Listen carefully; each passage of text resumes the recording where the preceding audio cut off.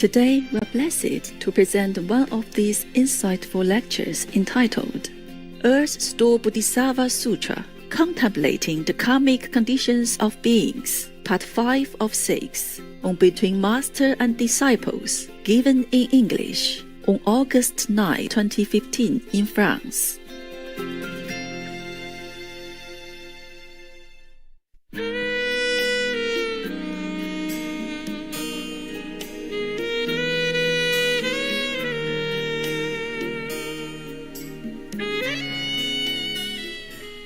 The Arahant took pity on bright eyes and used an expedient device. He urged bright eyes, saying, "With sincere resolve, be mindful of pure lotus eyes, thus come one," in the Buddha, and also make carved and painted images of him. By doing so, both the living and the dead will be rewarded. That Buddha is still in the world, right? Yeah. Okay. So this is one of his disciples. This Arhat was a disciple of pure lotus eyes, thus come one, when he is in the world, in this world, manifested in the world. Okay. So, Bright Eyes heard that, quickly renounced everything she loved, and swiftly commissioned painted image of the Buddha. Then she made offering before them. The reverence she felt moved her to tears, and she wept in grief as she beheld and bowed to the Buddha. Suddenly, near the end of the night, in a dream she saw that Buddha's body, dazzling gold in color, and as large as Mount Sumeru, the big mountain in India, emitting great light. He said, the Buddha in the vision said to Bright Eyes, "Your mother will be born in your household before long, and as soon as that infant can feel hunger and cold, it will speak." Just born, and speak again. Shortly thereafter, a maidservant in the house bore a son who spoke before he was 3 days old. I ask you again, how come all the miracle happen in India? Same one before, right? Yeah.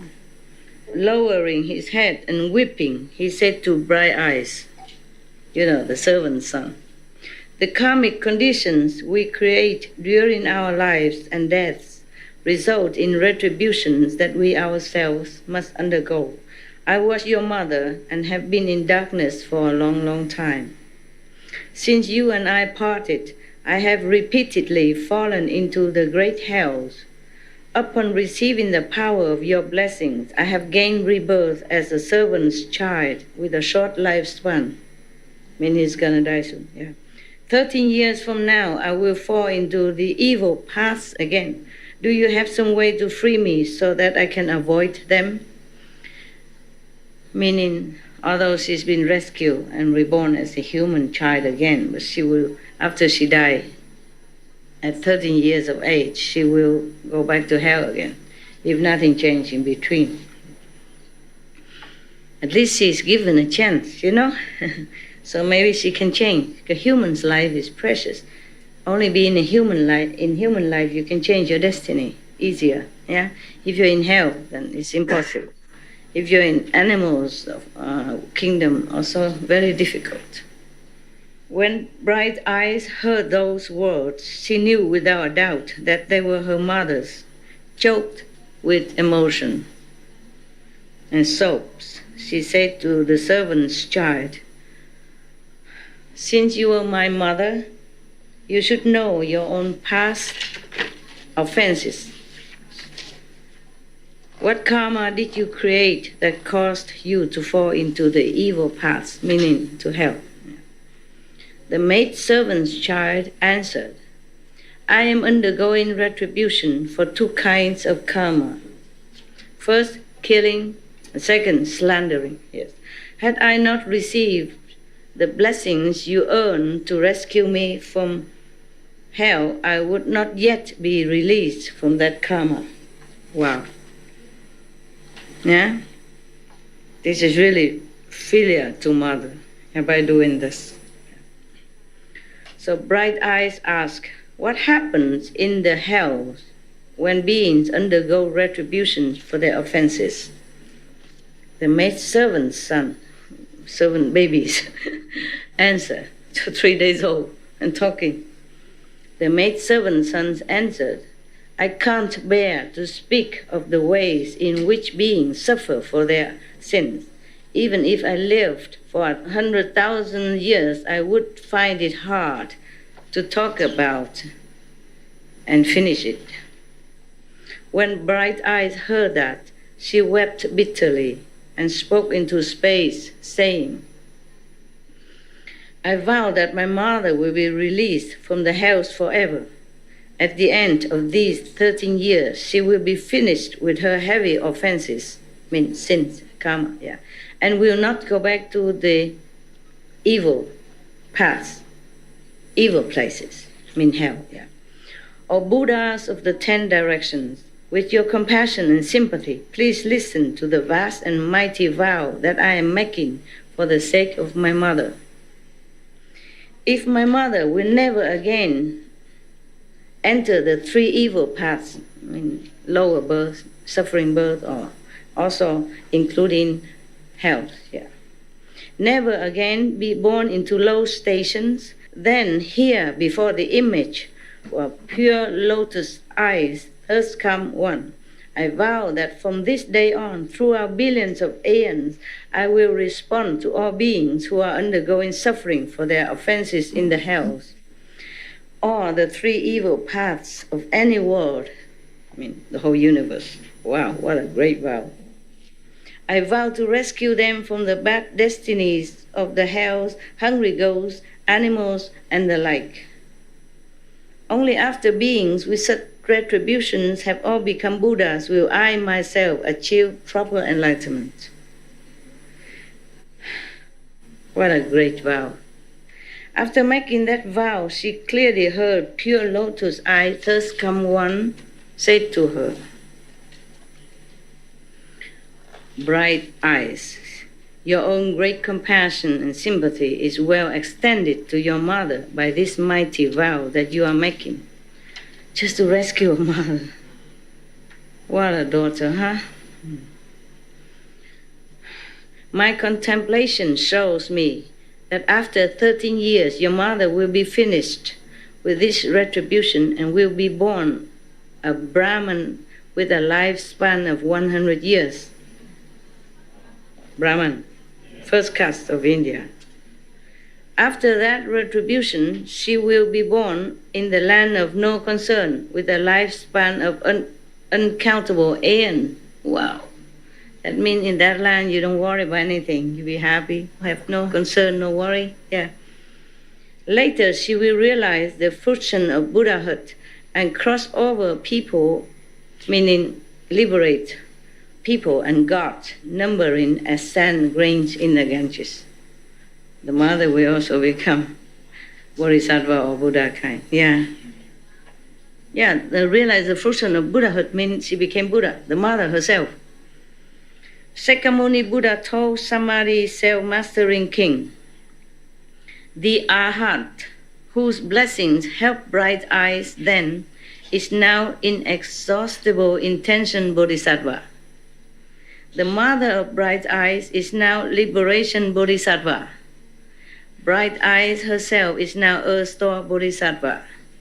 He has been extending his compassion and sympathy like that from distant aeons onward by making vows as many as Ganges sands to rescue vast numbers of beings. He make vow again and again, same one, to rescue others before he became Buddha. But now the Sakyamuni Buddha told him before, if you rescue as many beings as you can until that Buddha come out, then I will also certify you as Buddha again. So it's not limitless. Now he will become Buddha maybe Aeons of aeons of aeons, aeons of aeons of aeons later. Yeah. My God, what a patience. Men and women in the future might fail to do good deeds and only do evil, may not believe in cause and effect, may indulge in sexual misconduct and false speech, may use divisive and harsh speech, and may slander the great vehicle. Beings with karma like that should certainly fall into bad destinies. But if they encounter good and wise advisors who exhort them and lead them quickly to take refuge with the erstwhile bodhisattva, those beings will just as quickly be released from their retributions in the three evil paths. If those beings are resolved and respectful, if they behold, bow to, and praise the bodhisattva, and if they make offerings of flowers, incense, clothing, jewels, food, and drink to him, they will enjoy supremely wonderful bliss in the heavens for billions of aeons. When their blessing in heavens ends and they are born as humans, they will have the potential to be leaders of nations throughout billions of aeons, who are able to remember all aspects of causes and effects from previous lives. Wow, what a blessing. O Samadhi Self-Mastery King, erstwhile Bodhisattva has such inconceivable, great, awesome spiritual power that he uses expansively for the benefit of all beings.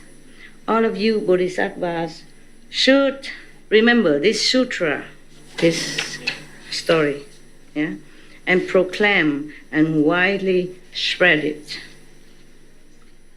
Samadhi Self-Mastery King said to the Buddha, "World-honored one, please do not be concerned. We billions of bodhisattvas, mahasattvas, based on the Buddha's awesome spiritual strength, will certainly proclaim this sutra widely throughout Jambudvipa for the benefit of beings, this planet." Having spoken thus to the world-honored one, Samadhi Self-Mastery King Bodhisattva put his palms together, respectfully bowed, and withdrew. At that time, the four heavenly kings arose from their seats, put their palms together respectfully, and said to the Buddha, "World-honored one, erstwhile Bodhisattva has been making such great vows from distant aeon onward. Why is it that up to now he has not yet finished taking being across, liberating all beings?" What kind of question? Even you can answer. No need ask Buddha, right? What would you say? Huh? He wants to still save it. He wants to save beings. What would you answer? Yeah. Yeah, the same. He want to save. He wants to continue saving beings. So many beings. Yeah, that's correct. Too many. Too many. He wants. Yeah. And then they sin again and again, and then children born again, and grandchildren, and all that. And why does he continue to renew his vast and mighty vows? Please, world-honored one, explain that for us. The four heavenly kings don't know this? I wonder. So heavenly kings are not all that great, huh? Maybe they know, but they want to ask for the sake of others around there, and also for beings on this planet. Maybe they know, but they just ask for the sake of others who don't know, huh? Like the ghosts, and the assembly is great with all kinds of mixed beings, right? Not just kings of heavens, but ghosts, asura, yaksa king, all that. The Buddha told the four heavenly kings, "Excellent, excellent.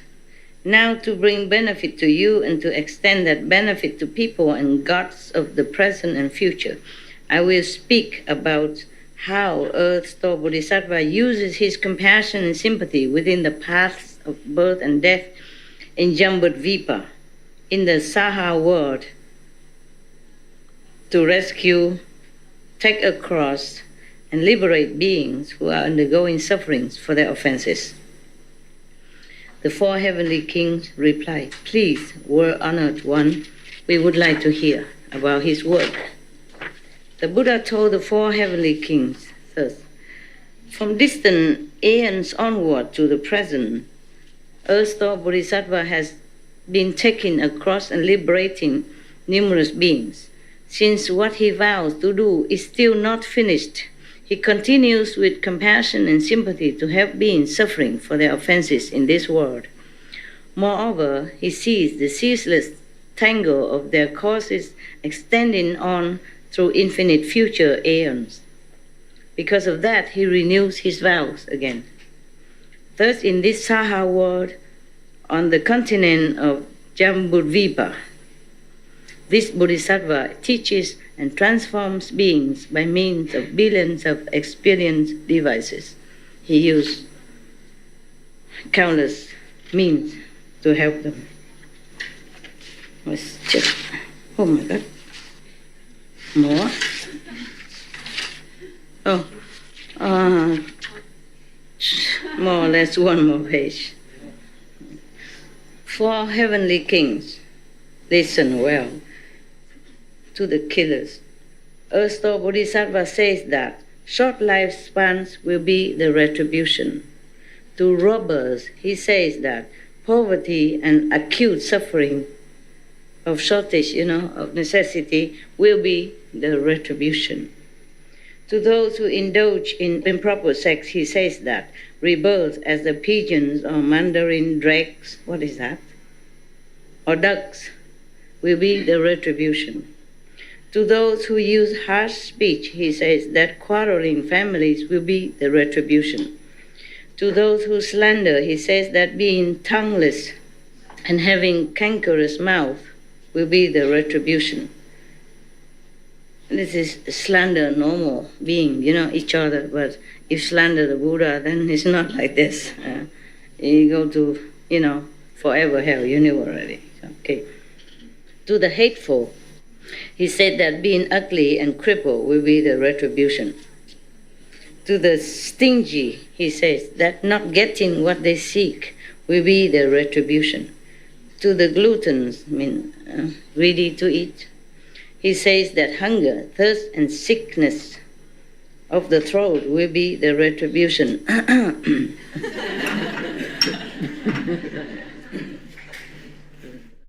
Lemon juice, good for the voice, huh?